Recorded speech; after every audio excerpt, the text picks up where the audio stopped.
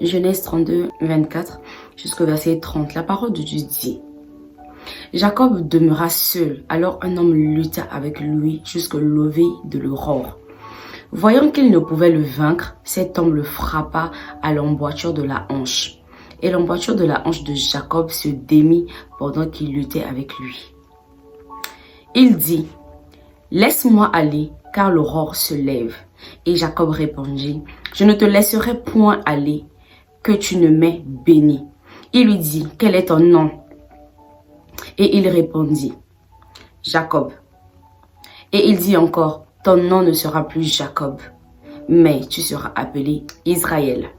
Car tu as lutté avec Dieu et avec les hommes, et tu as été vainqueur. Jacob l'interrogea en disant: Fais-moi, je te prie, connaître ton nom. Il répondit: Pourquoi demandes-tu mon nom? Et il le bénit là. Oui, on est nombreux à désirer que l'Éternel puisse nous bénir. On est nombreux à dire: Seigneur, je suis fatigué de cette situation. Seigneur, bénis-moi. Seigneur, bénis-moi. Je ne peux plus rester où je suis. Bénis-moi afin que je devienne cette nouvelle version pour être une source de bénédiction pour les autres. Mais en retour, qu'est-ce qu'on fait? Ici, on voit un Jacob qui lutte. Un Jacob qui a été frappé à l'emboîture de la hanche. La hanche a été démise. Mais ce Jacob-là n'a pas laissé. Il est resté, il a saisi cet homme-là. Il y a des interprétations qui disent que cet homme-là, c'était un ange. D'autres disent que c'était Dieu. Bon, bref, le débat n'est pas là. Mais on voit que c'est un être céleste qui est quand même descendu du ciel pour aller à la rencontre de Jacob. Le Seigneur veut nous bénir. Le Seigneur veut faire de nous de nouvelles personnes. Le Seigneur veut nous emmener dans une autre dimension. Le Seigneur veut que l'onction puisse se manifester de façon incroyable au-dedans de nous. Le Seigneur veut qu'on puisse en fait manifester la puissance du Saint-Esprit qui a déjà en nous. Mais en retour, il faut que nous puissions aussi faire quelque chose. Jacob a lutté. Jacob a dit: tant que tu ne me bénis pas, moi je ne te laisse pas partir. En luttant ici, qu'est-ce qu'on doit faire? Est-ce que tu te mets à prier? Pose-toi la question. Est-ce que tu luttes? La lutte ici pour toi. Est-ce que tu te mets à prier? Est-ce que tu te mets à méditer la parole? Est-ce que tu te mets à adorer? Est-ce que tu te mets à jeûner? Est-ce que tu as une vie de consécration? Est-ce que tu as une vie où tu te rends dans ton lieu secret et tu parles à ton Dieu? Est-ce que tu as cette vie-là où le désir le plus ardent de ton cœur, c'est de faire la volonté du Seigneur? Moïse avait fait 40 jours et 40 nuits sur la montagne. Et quand j'étais descendu, la Bible dit qu'il resplendissait. Son visage rayonnait comme le soleil. Mais toi, qu'est-ce que toi tu veux? Tu veux être béni et tu es là, tu ne fais rien. Tu veux être béni et tu es là, tu te lèves le matin, tu es sur YouTube, tu es sur Facebook, tu es sur TikTok. Tu veux être béni et tu es là, tu ne fais que te lamenter. Les lamentations n'emmènent à rien.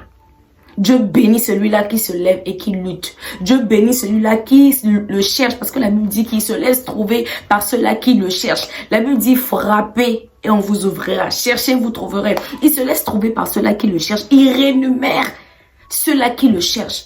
Mais toi, qu'est-ce que tu fais? Tu veux être béni.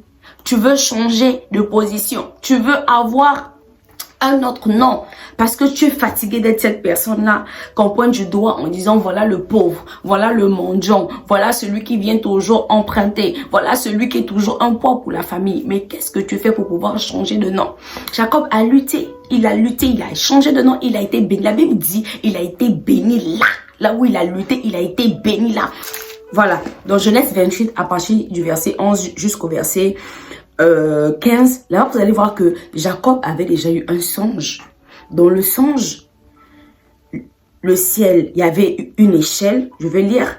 Il eut un songe, et voici une échelle était appuyée sur la terre, et son sommet touchait au ciel, et voici les anges de Dieu montaient et descendaient par cette échelle. Et voici, l'Éternel se tenait au-dessus d'elle.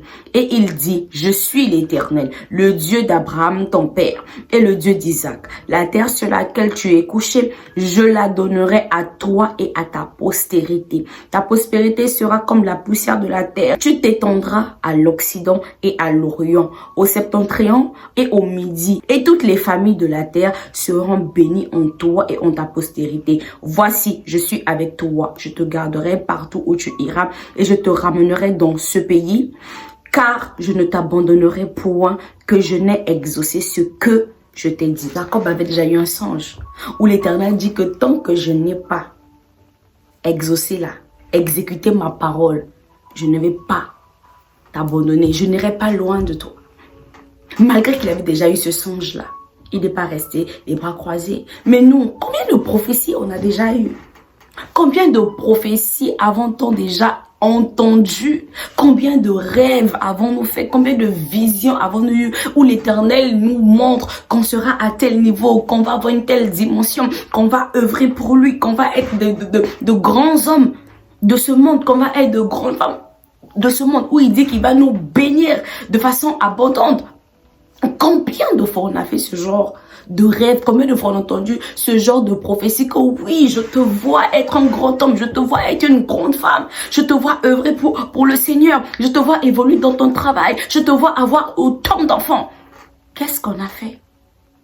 On a entendu, on est resté tranquille. Jacob a lutté. Pourtant, il avait déjà une idée en fait, qui devait être bénie, parce que quand Dieu donne sa parole, il ne se répond pas. La Bible dit que Dieu n'est pas non pour mentir, non fils de l'homme pour se répondre. Ce qu'elle dit, il le fait. Mais Jacob ne s'est pas tué. Il a lutté, il a demandé, bénis-moi. C'est vrai, j'ai eu un songe. C'est vrai, j'ai été entendu, tu m'as dit ceci. Mais non, bénis-moi. Je te laisse pas partir tant que je ne me bénis pas. Qu'est-ce que toi tu fais pour que Dieu te bénisse? Qu'est-ce que tu fais? Dans les évangiles, on voit là une femme veuve qui va importuner un juge jusqu'à ce qu'il juge en sa faveur.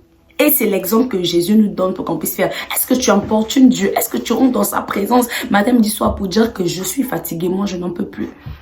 Lorsque tu rates un examen, tu continues à bosser encore plus dur parce que tu veux réussir à cet examen-là pour aller à un autre niveau. Lorsque tu veux une promotion au travail, tu te mets à bosser dur pour que le directeur, le chef puisse remarquer tes efforts, pour qu'il te fasse changer de niveau. Lorsque tu veux à l'église, on te donne une autre fonction. Dans l'église, tu te mets à faire quoi?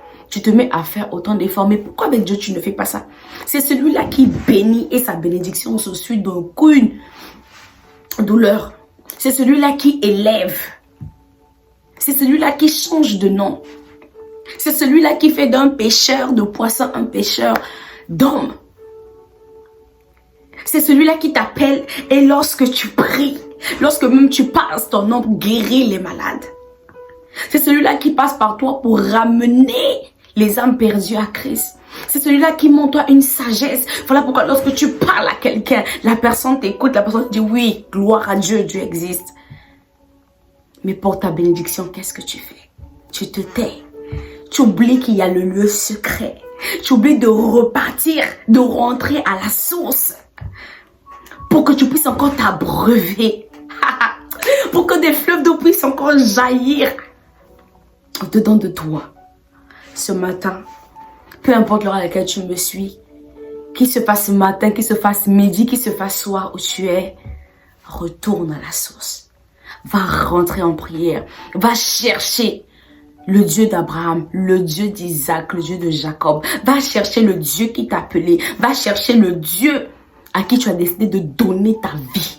Va chercher le Dieu pour qui tu as abandonné d'aller en boîte de nuit, tu as abandonné l'alcool, tu as abandonné la calomnie, tu as abandonné la médisance, tu as abandonné la cigarette, tu as abandonné l'hypocrisie, tu as abandonné tout ce qui n'honore pas son nom. Va rentrer, va lui dire Seigneur, bénis-moi. Je ne te lâcherai pas, je ne te laisserai pas tranquille. Mes prières, mes cris monteront toujours à toi tant que tu ne m'auras pas béni.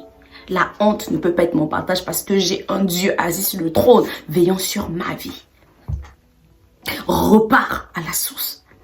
Prie, jeûne, adore, crie. Parle à ton Dieu. Il est le rémunérateur de ceux-là qui le cherchent. Dieu bénit celui qui le cherche. Dieu bénit celui qui rentre dans sa présence. Dieu bénit celui qui lui fait confiance et celui qui croit. Il dit quoi dans Jérémie? Vous allez aller pour prier, vous allez rentrer chez vous. L'Éternel exaucera vos prières. Dans Marc 11 au verset 24, il dit quoi? Lorsque tu pries, il faut croire que cela va s'accomplir. cherche d'abord le Seigneur. La méthode que tu employais ne marchait pas. Ok, ajoute encore une autre dimension. Tant qu'il t'a pas béni, ne te fatigue pas. Tu es avec lui, zinga zinga. Tu es avec lui, en fait, la colère s'est cimentée. Moi, je te laisse pas. Je te laisse pas. Fais comme cette femme-là qui a son mari qui va aller au travail sans pourtant laisser l'argent du marché. Ah, il va pas la laisser partir. Elle va te là dire que non, chérie, tant que tu me donnes pas l'argent pour manger, moi, je te laisse pas partir. Comment je vais rester affamée, moi et les enfants? Fais comme cette femme-là à qui on a arraché des enfants. Mais elle ne se tait pas. Elle va à tout moment, elle est là devant les assistances sociales. Elle va auprès des juges. Elle fait ce qu'il faut faire en fait. Parce qu'elle veut avoir ses enfants. Lorsque tu as faim, même si c'est l'hiver, même si tu as froid, comment tu vas sortir pour aller chercher à manger. C'est ça avec le Seigneur. Tant qu'il t'a pas béni, ne le laisse pas. Même si tu as été frappé comme Jacob. Jacob, il a été frappé à l'embrasure de la hanche. La hanche, on dit, elle a été démise. La douleur. Il n'a pas laissé. Il a cherché. Il est resté là. Il a saisi. Il a dit, les gars, je ne te laisserai pas partir tant que tu ne m'auras pas béni. J'ai besoin de la bénédiction pour être ce Jacob que je dois être. Tu m'as parlé, c'est vrai. Oui, j'ai eu des songes. Oui, j'ai eu des prophéties. Mais ce que je veux, c'est que tu me bénisses. Tu connais la bénédiction dont tu as besoin. Tu connais ce qu'il est question pour toi. Repars à la source et Dieu te bénira. Que le Seigneur vous bénisse. Moi, je vous aime énormément. Je vous fais plein de bisous. Bye.